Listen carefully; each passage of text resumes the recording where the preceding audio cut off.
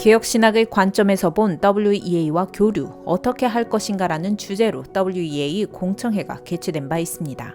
공청회는 찬반으로 의견이 갈리며 뜨거운 논쟁이 이루어졌습니다. 여기서 공청회의 핵심은 개혁신학의 관점입니다. 예장합동총회는 개혁주의 신학 토대 위에 서 있기에 WEA를 개혁신학의 관점에서 철저히 바라봐야 할 필요성이 있습니다. WEA는 세계 복음주의 연맹, 복음주의를 내세우기 때문에 명칭의 혼동으로 신학 정체성을 숨기고 있습니다. 따라서 복음주의에 대한 명확한 이해가 있어야 WEA가 말하는 복음주의가 무엇인지 그 실체를 알 수 있습니다. 복음주의는 전기 복음주의와 후기 복음주의로 나눌 수 있으며 WEA는 후기 복음주의, 다른 말로 신복음주의에 뿌리를 두고 있습니다. 정기 복음주의 신학에 대해 살피려면 먼저 복음주의 신앙운동을 이해해야 합니다. 왜냐하면 복음주의가 신앙운동으로부터 시작됐으며 또 이들의 신학 사상 때문입니다. 복음주의 신앙운동은 독일에서 루터교를 갱신하려는 경건주의에서 시작되어 이 영향으로 영국 성공회를 갱신하려는 청교도 경건주의로 이어집니다. 요한 웨슬리가 모라비아인들의 집회에서 회심을 체험하고 홀리클럽의 멤버 조지 휘필드와 부흥주의 운동을 펼칩니다. 마지막 청교도인 조나단 에드워드가 부흥주의의 영향을 받아 영적 대각성 운동을 전개하면서 복음주의의 신앙운동이 회심과 내적 경건 운동으로 영미를 비롯해 남미와 아프리카로 확산됩니다. 여기까지가 정기 복음주의에 해당됩니다. 계몽주의 이후 이성이 신학의 심판관이 되었습니다. 이를 자유주의 신학이라고 합니다.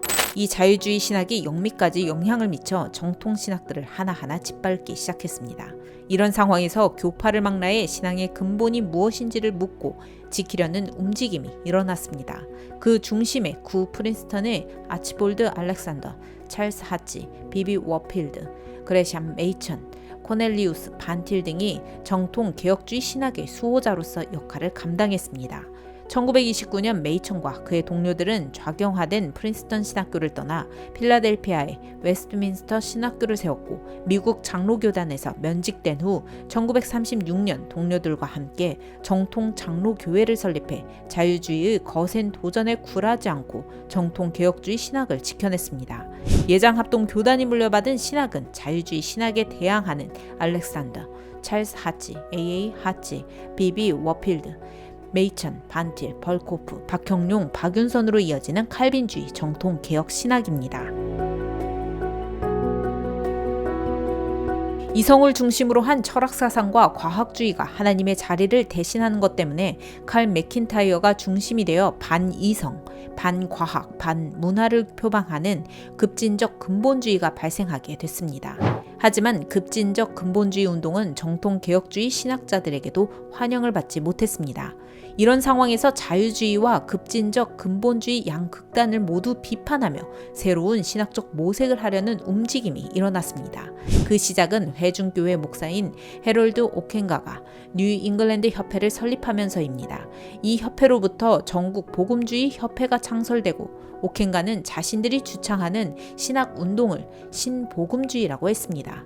오켄가는 NA가 넓은 장막을 펼친 복음주의라며 본질적인 것은 일치를, 비본질적인 것은 자유를, 모든 것에는 사랑을 이라는 구호를 토대로 성경의 무호성에 대한 믿음을 요구하지 않았고 개혁주의 교회들, 알미니안주의와 웨슬리 교단들, 다수의 성결교단과 오순절 교단들을 가입시켰습니다. 그리고 자신들의 신학의 요람으로 퓰러 신학교를 설립했습니다. 오켄가와 함께 신복음주의의 대변자로 칭함을 받는 빌리 그레함, 크리스티아니티 투데이의 편집장인 칼 헨리, 오켄가 뒤를 이어 퓰러 신학교의 2대 학장이 된 에드워드 존 카넬이 초기 신복음주의자들의 대표적인 인물입니다. 메이천의 제자인 칼 맥킨타이어가 급진적 근본주의자였다면 메이천의 제자인 해럴드 오켄가는 신복음주의가 되었습니다. 대표적인 신복음주의자를 배출한 학교 휘튼 대학교를 2차 대각성의 영향을 받은 알미니안주의자들이 세웠습니다. 이 학교 출신 고든 클라크, 칼 헨리, 에드워드 존 카넬, 빌리 그레함, 역사학자 마크 에이 놀, 이들이 신복음주의를 주도했습니다. 박형룡 박사는 성경의 무호성을 부정하고 WCC의 사회복음 운동을 따라가며 과학의 빛으로 성경을 해석하는 신복음주의는 허울 좋은 이름이고 실제는 신자유주의 운동이라고 했습니다. 로이드 존스 박사도 신복음주의라고 하는 것은 더는 옛 복음주의가 아니라는 것을 뜻한다고 했습니다. 개혁주의 신학을 따르는 우리는 신복음주의자들과 함께할 수 없습니다. 결정적인 이유는 성경에 대한 태도에 있습니다. 신복음주의자들은 성경의 영감과 무호를 분리했습니다. 존 카넬은 초기의 핫지와 워필드의 가르침을 고수했습니다. 그러나 퓰러 신학교의 성경 무호설 논쟁 후에 성경의 무호성에서 후퇴했습니다. 이는 정통 개혁주의 신학이 유기적 축자 영감에서 축자, 즉 문장과 단어에 이르기까지 영감되어 무호하다는 것을 제거한 것입니다. 그리고 그는 고등 비평도, 성경의 증언, 즉 초자연적인 하나님의 계시적 사건에 분명한 반대를 포함하지 않는 한 수용해야 한다고 하며 또한 무신론적 자연과학에 굴복하여 유신진화론을 주장했습니다. WEA는 첫 번째 신앙 진술에서 성경의 무호 대신에 무류를 채택했습니다. 여기서 성경의 영광과 무호를 분리하는 그들의 신앙을 볼 수 있습니다.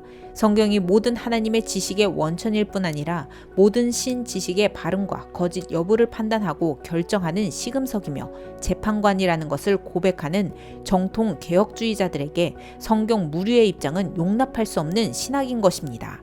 복음주의 역사신학자 이재근 교수도 WEA는 미국의 신복음주의자들이 세운 NAE와 같다고 했으며 문병호 교수도 NAE는 WEA라는 세계적 조직의 지역적 구조라고 했습니다. 박형룡 박사도 NAE가 WEA의 지역 단위로서 신복음주의의 조직적 전선 역할을 한다. WEA는 사이비 보수주의자 단체이며 새로운 이단이라고 지적한 바 있습니다. WEA를 주도하는 신학자들은 신복음주의자들입니다.